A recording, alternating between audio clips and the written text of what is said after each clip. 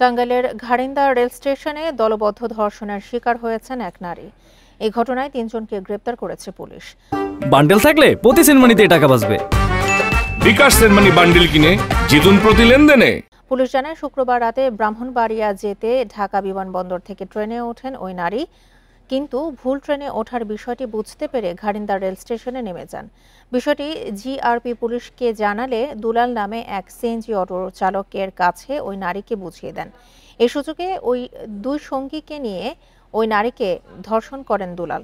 এই ঘটনায় দুপুরে ৩ জনের নামে মামলা করেন ওই নারী।